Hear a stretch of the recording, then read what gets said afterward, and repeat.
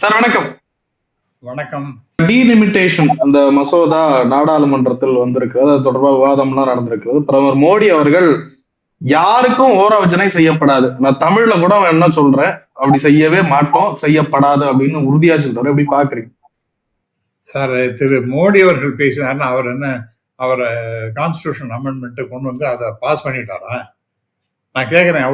அவருடைய உறுதிமொழி எல்லாம் நாம் நம்பணும் அப்படின்னு சொன்னால் நம்ம திரு ஸ்டாலின் அவர்கள் பல மாநில தலைவர்கள்லாம் கூப்பிட்டு பேசி இதுல இருக்கக்கூடிய தீமைகள், இதுல இருக்கக்கூடிய டேஞ்சர்ஸ் இதெல்லாம் பத்தி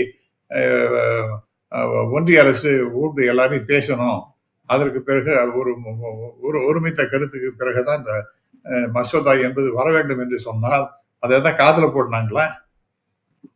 இதுல பார்லிமெண்ட்ல உட்காந்து அதெல்லாம் கவலைப்படாதீங்க, இப்ப இருக்கிறத விட உங்களுக்கு நிறைய நம்பரை கொடுக்குறோம்னு சொன்னா அதெல்லாம் ஏத்துக்க மாட்டாங்க சார். மக்கள்லாம் ஏத்துக்க மாட்டாங்க. அண்ட் டெஃபினட்டா டேஞ்சர்ஸ் இருக்கு. இப்ப என்ன, எப்படி இதான் குயுக்தியான சட்டமாக அதை கொண்டு வர்றார்கள். 3 முக்கியமானது என்னன்னு பாத்தீங்கன்னா, கான்ஸ்டியூஷன் அமெண்ட்மெண்ட், அந்த நம்பர் அது வந்து இந்த மாதிரி ஒரு அமெண்ட்மெண்ட் கொண்டு வரும், 2/3 மெஜாரிட்டி வேணும் அதுக்கு அப்படிங்கிற மாதிரி. 2வது பாத்தீங்கன்னா 815 ஸ்டேட்ல இருந்து 35 யூனியன் டெரிட்டரியில இருந்து 850. இது என்ன பேசிஸ்ல இப்ப 543 இருக்கு, அந்த என்ன பேசிஸ் திடீர்னு ஒர்க் அவுட் பண்ணாங்களாம்? யாருக்கு ஏதாவது தெரியுமா? யாருக்கும் தெரியாது. ஏதோ நம்பர், அதை 850 அப்படின்னு ஒரு நம்பரை கொண்டு வரணும். அடுத்தது 3ஆக பார்த்துட்டீங்கன்னா அந்த பெண்களுக்கு ரிசர்வேஷன். அந்த பெண்களுக்கு ரிசர்வேஷன் யாரும் எதிர்த்தாங்க? யாரு சார் எதிர்த்தாங்க? அதை உத்தரவு இல்லை. இப்ப ஆசிட்டிஸ் ரொம்ப அவசியமா நீங்க கொண்டு வரணும்னு சொன்னா எல்லா கட்சிகளும் அதுக்கு விருப்பமாக இருக்கின்றார்கள். இன்னைக்கு நம்ம பாராளுமன்றத்தில் இருக்கக்கூடிய நம்பர் எண்ணிக்கை படி 543 இருக்கு. அதுல ஒன்றான நீங்க கொண்டு வாங்க, இம்மீடியட்டாவே கொண்டு வாங்க. வரக்கூடிய 2029 தேர்தலில் கூட நீங்க பெண்களுக்கு 33% ரிசர்வேஷன் கொடுக்கலாமே. அதுக்கு ABCD அப்படின்னு சொல்லிட்டு ஒரு இந்தந்த தொகுதிகளில் பெண்கள் இருப்பார்கள். அடுத்த தடவை நம்ம இருக்கும்பொழுது EFGH அப்படிங்கிற மாதிரி அதெல்லாம் பெண்கள் இருப்பார்கள். அப்படித்தானே பண்ணா ஒன்றும் ப்ராப்ளமே கிடையாது. 543 அப்படிங்கிறதுக்கு இந்த மாதிரி கொண்டு போகலாமே. இப்ப புதுசா ஒன்றும் பெரிய வித்தையோ பெரிய ஆச்சரியத்தக்க ஒரு கான்ஸ்டியூஷன் அமெண்ட்மெண்ட் திடீர்னு எதுக்காக இப்ப இவ்வளவு அவசரம்? எலெக்ஷன் ரிசல்ட் நீங்க சொன்ன, நான் முதல்ல பேசினேன், எலெக்ஷன் நடந்துட்டு தமிழ்நாட்டில் இப்ப நடக்க போகின்றது.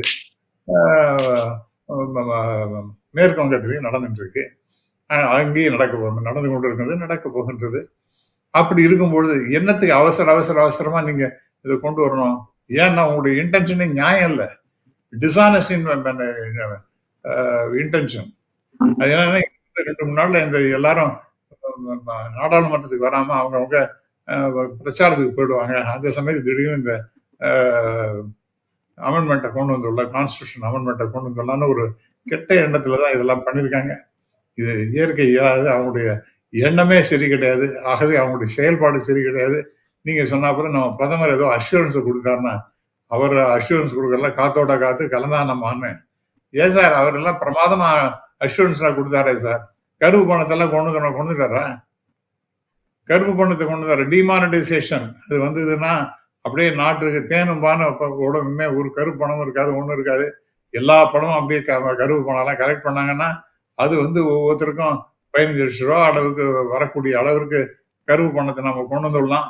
இதெல்லாம் அவர் சொன்ன கதை தானே இதெல்லாம். அதுக்கப்புறம் கோல் போஸ்டை மாத்திட்டே இருந்தார் அவரு.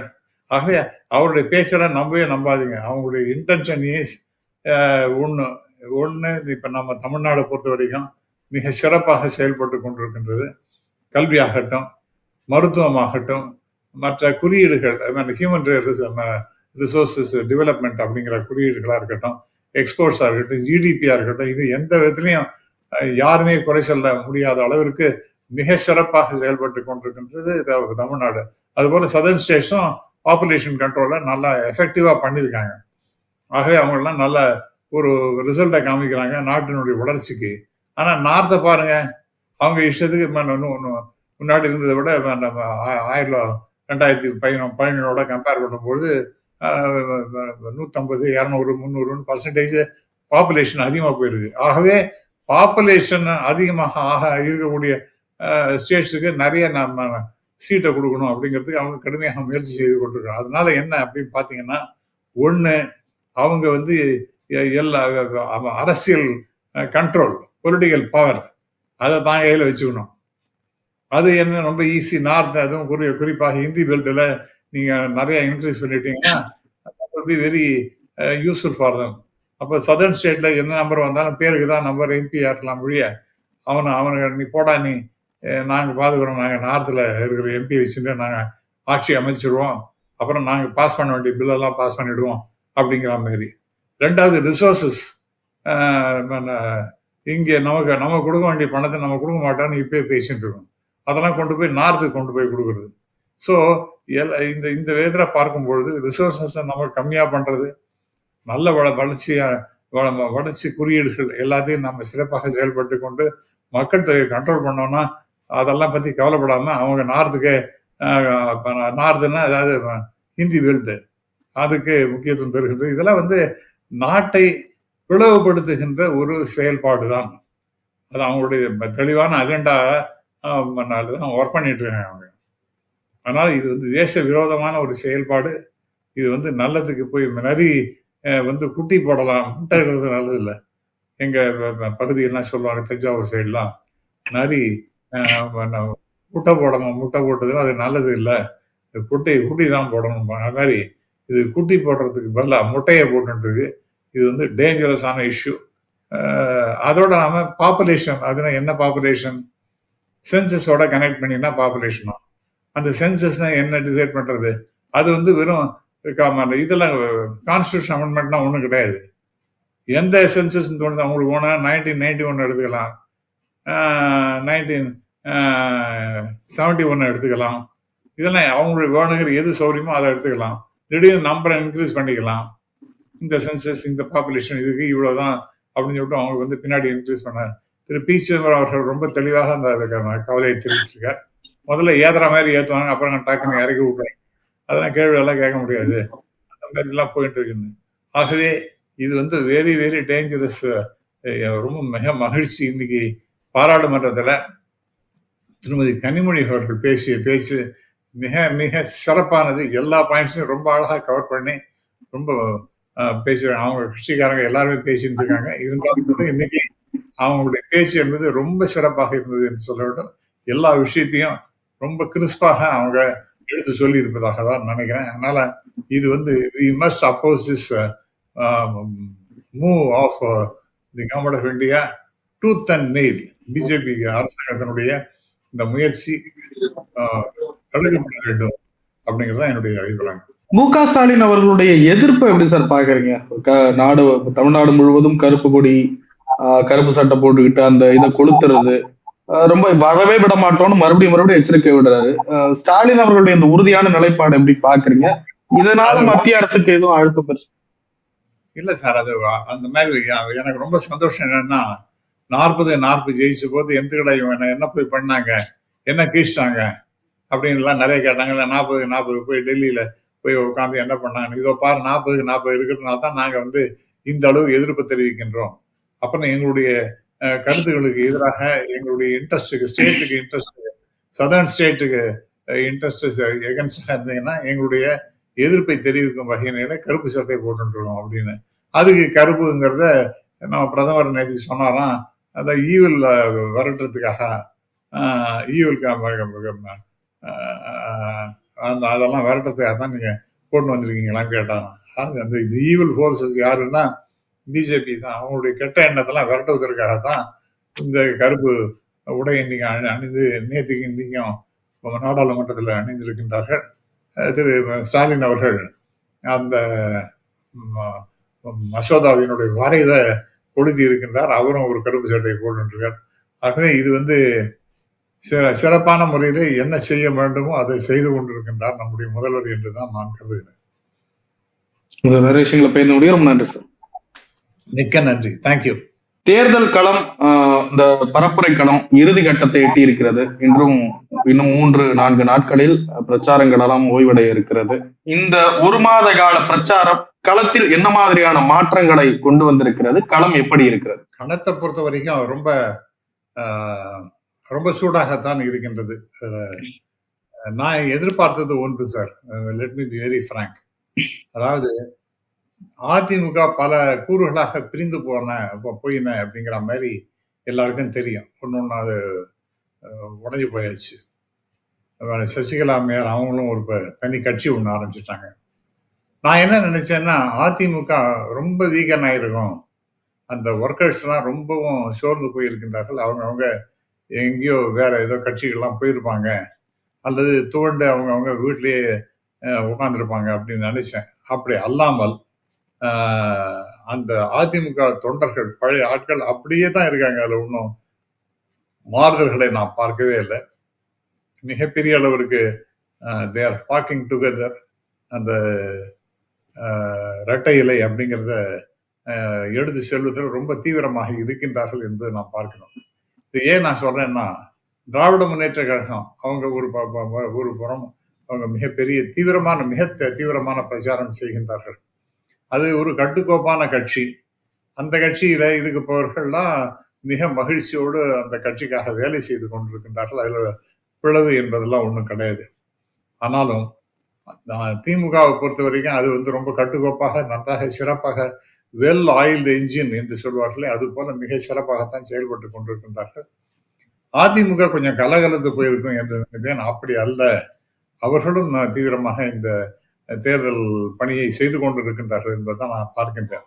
அது ரொம்ப மகிழ்ச்சியான ஒரு சமாச்சாரமாக இருக்கின்றது. மூன்றாவதாக, எங்க போனாலும் கும்பல் இந்த தாவேகாவுடைய அந்த கட்சி தலைவர் திரு விஜய் அவர்கள், அவர் இப்போ போற இடங்கள்லாம் மிகப்பெரிய கும்பல் வருது. அந்த கும்பல் ஓட்டாக மாறுமா என்பது மிகப்பெரிய கேள்விக்குறி. ஆனால் ஒரு நிச்சயமாக ஒன்று தெரிகிறது, அவருக்கு ஒரு கணிசமான வாக்குகள் விழக்கூடும் என்பதுதான் எல்லாரும் சொல்லுகின்றது. நானும் அப்படித்தான் நம்புகின்றேன்.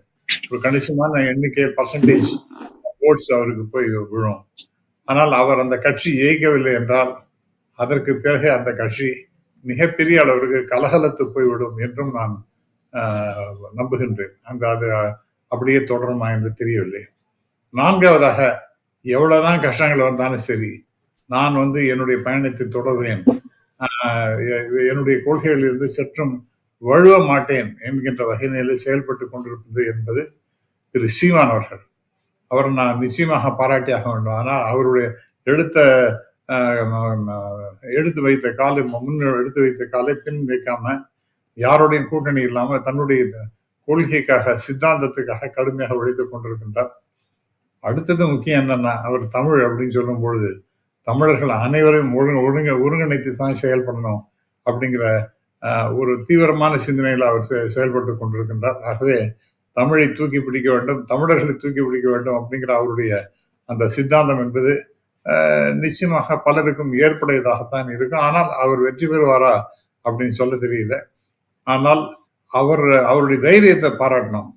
மற்ற எந்த கட்சியும், take the case of DMK, take the case of ADMK, take the case of BJP, ஒருத்தரும் கூட ஒரு பிராமணர்களுக்கு, ஈவன் காங்கிரஸ்லையும் கூட சரி, பிராமணர்களுக்கு ஒருத்தர் கூட ரெப்ரசன்டேஷன் கொடுக்கவே இல்லை. நின்று பார்க்கட்டுமே எலெக்ஷன்ல அப்படிங்கிற மாதிரி இருக்கணும். ஆனால் அதை ஒன்றும் கொடுக்காம எல்லாரையும் புறக்கணித்தார்கள். ஆனால் திரு சீமான் அவர்கள் 6 பேருக்கு கொடுத்து, அந்த சமூகமும் நம்ம தமிழ் நாட்டை சேர்ந்தவர்கள் தான், தமிழர் தான் அப்படிங்கிறத ஓங்கி ஒலித்து கொண்டிருக்கின்றார் அப்படிங்கிறத நாம் பார்க்கின்றோம். ஆகவே அது அவங்களும் ஒரு கணிசமான எண்ணிக்கையை பெறக்கூடும் என்று நான் கருதுகின்றேன். ஆனால் இது 4 முனை போட்டி. யார் வெற்றி பெறுவார்கள் என்றால், இன்னைக்கு பொறுத்த வரைக்கும் டெஃபினட்டா டிஎம்கே ஹேஸ் கன்சிடரபிள் எட்ஜ் அப்படின்னு தான் நான் பார்க்கின்றேன். கடும் போட்டி கிடையிலையா? ரொம்ப ரொம்ப கச்சிதமாவே ஜெயிச்சிருவாங்களா? ரொம்ப எளிதாகவே ஜெயிச்சிருவாங்களா? எளிதாக அப்படின்னு நம்ம சொல்ல முடியாது. டெஃபினட்டா. ஏன்னா இந்த தாவேகா என்கின்ற அந்த நியூ என்ட்ரன்ட் காரணமாக யாரோட ஓட்டு சிதற போகின்றது? ஏடிஎம்கே ஓட்டும் நிறைய போகும், டிஎம்கே ஓட்டும் போகும், சீமான் ஓட்டும் போகும். அப்படி இருக்கும் பொழுது இந்த மாதிரி சிதறல்கள் இருக்கும் பொழுது அட்வான்டேஜ் டு டிஎம்கே. ஏன்னா ஆட்சியில் இருக்காங்க, அதனால அவர்களுக்கு அது ஒரு அட்வான்டேஜாக இருக்கும். ஆனால் இப்ப இருக்கக்கூடிய நிலைமையை பார்த்தீர்கள் என்றால் நிச்சயமாக ஒரு கணிசமான எண்ணிக்கையில திராவிட முன்னேற்ற கழகம் ஒரு 150, அந்த கூட்டணி என்பது ஒரு 150 பேருக்காவது, குறைந்தது 180 அவர்கள் வெற்றி பெறுவார்கள் என்று நான் கருதுகிறேன். அதனால தனி பெரும்பான்மையும் திமுகவுக்கு கிடைக்கும். ஆனால் ஒரு 150 160 அந்த கூட்டணிக்கு கிடைக்கும் என்று நம்புகின்றேன். இப்படிதான் போக்கு இருப்பதாக எனக்கு தெரிகின்றது. இது எந்த அடிப்படையில திமுகவுக்கு மீண்டும் இந்த அளவுக்கான ஆதரவை மக்கள் கொடுக்க போறாங்கன்னு நினைக்கிறீங்க சார்? இல்ல, அதாவது காரணம் என்னன்னா, நிறைய நல்ல காரியங்களை செஞ்சிருக்காங்க சார். அதாவது அவங்களுடைய திட்டங்கள், அதை செயல்படுத்திய பாங்கு, இவைகளெல்லாம் நிச்சயமாக மக்கள்கிட்ட மிக சிறப்பாக சேர்ந்திருக்கு. இந்த 1000 ரூபாய் மாசம் மாசம் கொடுக்குறேன்னு சொன்னது, இனி எதிர்காலத்துல 2000 ரூபாய் அதை மாற்ற போகிறேன் என்று உரிமை தொகை என்ற பெயர்ல கொடுக்க போவது. மூன்றாவதாக இந்த பஸ் பயணம், இலவச பஸ் பயணம் பெண்களுக்கு. நான்காவதாக காலை உணவு திட்டம், அது பெண்களுக்கு மிகப்பெரிய அளவு, குடும்ப பெண்களுக்கு மிகப்பெரிய ஒரு வரப்பிரசாதமாக அந்த திட்டமானது அமைந்திருக்கின்றது. மாணவர்களுடைய ஹெல்த் ரொம்ப கண்டிஷன்ஸ் நன்றாக இம்ப்ரூவ் ஆகி அவர்கள் படிப்பிலே நாட்டம் இன்னும் அதிகமாக செலுத்துகின்ற வகையில அந்த திட்டமானது திட்டப்பட்டிருக்கிறது. பலராலும் பாராட்டப்படுகின்ற ஒரு திட்டம்.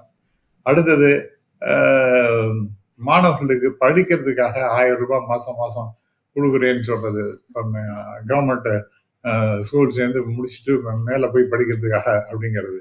ஸோ அதே போல பெண்களுக்கு மட்டுமல்ல, அது ஆண்களுக்குமாகவும் அது கொடுத்து கொண்டிருப்பது என்பது மிக சிறப்பான திட்டம்.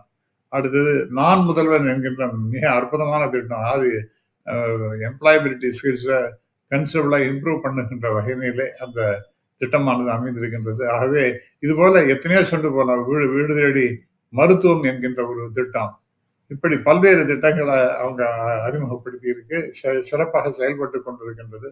ஆகவே நிச்சயமா மக்கள் பல்வேறு திராவிட முன்னேற்ற கழகத்துக்கு முக்கியமா சில கெட்ட பெயர்கள்லாம் இருக்கின்றன. அதாவது ரொம்ப அடாவடித்தனமாக அவர்கள் பிஹேவ் பண்றாங்க அப்படிங்கிற மாதிரி ஒரு குற்றச்சாட்டு, ஊழல் நிறைய அவங்க செய்து கொண்டிருக்கின்றார்கள் என்கின்ற குற்றச்சாட்டு. அதே சமயத்துல இந்த மது போதை வஸ்துக்கள் புழக்கம் என்பது அதிகமாகி விட்டது என்கின்ற ஒரு கெட்ட பேரு இந்த மாதிரி எல்லாம் இருக்கு. இருந்தாலும் கூட இவைகளையும் தாண்டி இதெல்லாம் எல்லா ஆட்சியிலையும் இருக்கத்தான் செய்யும். அதனால என்ன அவர்கள் செய்திருக்கின்றார்கள், என்ன செய்ய போகின்றார்கள் அப்படிங்கிறத பார்த்து மக்கள் அதை ஒரு தீர்க்கமாக ஆலோசித்து அவர்களுக்கு அதிகமாக ஓட்டினை செலுத்துவார்கள் என்று நான் நம்புகின்றேன் சார். விஜய் அவர்கள் ஒரு எதிர்பார்க்கப்பட்ட ஒரு வேட்பாளராக, ஒரு கட்சியாக இந்த களத்திற்கு கொண்டு வந்தார். பெரிய அளவுல கூட்டம் சேர்ந்து விஜய் அவர்கள் அந்த கணிப்புகள் எல்லாம் ரொம்ப பின்தங்கி போறதுக்கான காரணம் சார், கூட்டம் என்பது வெற்றி அதுவே ஓட்டாக மாறுமா அப்படின்னு கேட்டீங்கன்னா அப்படிலாம் ஆகாது. அதே சமயத்துல விஜய்க்கு ஒன்றும் பர்சன்டேஜ் ஒன்றும் குறைவாக இல்லை. இதெல்லாம் 16-17% வரப்போகின்றது என்று கணிப்புகள் முதல் முறையாக இருக்கும்போது இவ்வளவுங்கிறது பெரிய எண்ணிக்கை தான். அதுல ஒன்றும் அந்த மாதிரி வந்ததுன்னா அதுல ஒன்றும் குறைவான எண்ணிக்கை எல்லாம் கிடையாது. ஆனால் அந்த கட்சி இந்த ஒரு one swallow does not make a summer என்பது போல இந்த தடவை ஏதோ ஒரு கொஞ்சம் ஓட்டெல்லாம் வாங்கிட்டாங்க, வெற்றியை பெற முடியவில்லை அவர்கள், ஆனால் கணிசமான எண்ணிக்கை ஓட்டு வாங்கியிருக்காங்க அப்படின்னு சொன்னா அது ஒரு அட்வான்டேஜாக அவருக்கு தற்காலிகமாக இருக்கும். அதற்கு பிறகு பாத்தீங்கன்னா அந்த கட்சி சிரஞ்சீவி கட்சி மாதிரி போயிடும் நான் நினைக்கிறேன். கணிசமான அளவுக்கு எம்எல்ஏ சீட்டுகளை பெற வாய்ப்பு இருக்கா? வெறும் பர்சன்டேஜ் மட்டும்தான் வாய்ப்பு இருக்கா? சீட்டு ஏதாவது அங்க வருமா? சீட்டு வருவதற்கான வாய்ப்பு எனக்கு இருப்பதாக தெரியல. ஏன்னா அவங்க 30% அந்த மாதிரி வரணும். அதெல்லாம் வருவதற்கு 25% தான் வரணும். அதெல்லாம் வருவதற்கு வாய்ப்பு இல்லை. 16-17% இருக்கும். ஒரு கணிசமான எண்ணிக்கை 20 சீட்டு கூட வாய்ப்பு இல்லையா? தெரியல சார். ஐ திங்க் ஒரு 4-5 சீட்டு வேணா வரலாம் சார். அதுக்கு மேல வருவதற்கு வாய்ப்பு இருப்பதாக நான் நினைக்கல சார். அது ஒரு பெரிய எண்ணிக்கையும் கிடையாது.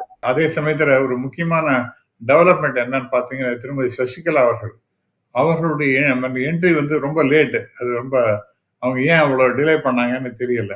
ஆனால் அவர்களுடைய ஓட்டு கணிசமாக அதிமுகவை சிதறடிக்கும். ஏனென்றால் அந்த தெற்குல அந்த முக்குலத்தோர் ஓட்டெல்லாம் அவங்க கட்சிக்காரங்களுக்கு நிறைய விழும் என்று சொல்லுகின்றார்கள். ஆகவே அந்த விதத்தில் பார்க்கும் பொழுது அதிமுகவுக்கு தெற்குல அடிபடுவதற்கு வாய்ப்பு இருக்கிறது. அந்த கணிசமான ஓட்டை இவங்க சசிகலா அம்மையாருடைய கட்சி எடுத்து விடும் என்று நான் கருதுகின்றேன். எடப்பாடி பழனிசாமி அவர்களின் வியூகங்கள்ல எதுவும் பிரச்சனை இருக்குன்னு நினைக்கிறீங்களா? 5 ஆண்டு கால திமுகவினுடைய அந்த ஆன்டி இன்கம்பன்சி இருக்கு, அதை இன்னும் களத்துல இன்னும் சரியா பயன்படுத்தலையா? இல்ல, அதாவது அவர் தனி மனிதனாக கடுமையாக போராடுகிறார், அதில் ஒன்றும் சந்தேகமே கிடையாது. அவருடைய உழைப்பு என்பது அற்புதமான உழைப்பு. ஆனால் ஒரே ஒரு அவர் ஒருத்தர் தான் இன்னைக்கு பிரச்சார பீரங்கியாக இருக்கின்றார். இங்க டிஎம்கே பாருங்க, டிஎம்கேல திரு ஸ்டாலின் அவர்கள் யாராருக்குன்னா மனசு கொஞ்சம் வேதனையாக வருத்தமாக இருக்கின்றது என்றால் அவங்கெல்லாம் கூட்டு பேசி அவங்களை சரி செய்து விட்டார். பெரும்பாலான பேர் யாருக்கெல்லாம் டிக்கெட் கிடைக்கலையோ அவங்களெல்லாம் நன்றாக பேசி அவர்களை தன் பக்கம் இழுத்து இந்த கட்சிக்கு வேலை செய்யும்படி பணித்து விட்டார் அப்படின்னு நான் கருதுகிறேன். அதே மாதிரி அவங்க கட்சியில சிறப்பாக பேசக்கூடியவர்கள் அப்படின்னு பார்த்தீங்கன்னா கனிமொழி மேடம் அவங்க ரொம்ப நல்லா தான் பேசுறாங்க, ஒன்றும் சந்தேகம் இல்லை. அதே போல கூட்டணி கட்சின்னு எடுத்துட்டீங்கன்னா ஏராளமானவர்கள் இருக்கின்றார்கள். அந்த விசிகே தலைவர் திரு திருமாவளவன் அவர் பல இடங்களில் போய் பேசுகின்றார். பி சிதம்பரம் பேசுகின்றார். இந்த மாதிரி நிறைய ஸ்டால்வர்ட்ஸ் எல்லாம் நிறைய இடத்துல போய் பேசுகின்றார்கள். தேமுதிக தலைவர் அந்த அம்மையார் பல இடங்களில் போய் தீவிரமாக பிரச்சாரம் செய்கின்றார். இதெல்லாம் பெரிய அட்வான்டேஜ் டிஎம்கே. இது வெறும் ஸ்டாலினை மட்டும் சுற்றி இருப்பதாக நாம் பார்க்கக்கூடாது. மாறாக இதை பொறுத்த ஏடிஎம்கே பொறுத்த வரைக்கும் யார் பிரச்சார பீரங்கின்னா அது திரு எடப்பாடி அவர்கள் தான். கோர்ஸ் அப்பப்ப பிஜேபி அவங்களுக்கு துணை நிற்பதாக பேசு. அவங்களுக்கெல்லாம் பெரிய மக்கள் செல்வாக்கெல்லாம் கிடையாது. ஆனால் திரு இவர் இருக்காரு, நம்முடைய பிரதமர், அவர் 3-4 தடவை போயிருக்காரு. அது சம் இம்பாக்டை கிரியேட் பண்ணலாம், அது நெகட்டிவாகவும் இருக்கலாம். அதே மாதிரி அமித்ஷா எல்லாம் போய் அல்லது பியூஷ் கோயல் எல்லாம் பேசினாங்கன்னா அவங்க எல்லாம் யாருன்னு ஏதோ தெருவு நின்று வேடிக்கை பார்த்துக்குவாங்க ஒழிய ஒரு முக்கியத்துவம் எல்லாம் கொடுக்க மாட்டாங்க. இந்த மாதிரி தெரிந்தவர்கள், நன்றாக பரிச்சயமானவர்கள், இவர்கள் பேசுவதுதான் மக்களிடம் மிகப்பெரிய அளவுக்கு எடுபடும். அந்த விதத்துல திரு இபிஎஸ் அவருடைய பேச்சு எடுபடுகின்றது. மற்றவர் அவங்களுடைய கூட்டணி கட்சிக்காரர்கள் பேசுவதெல்லாம் ஒன்றும் எடுபடலை என்றுதான் நான் கருதுகிறேன்.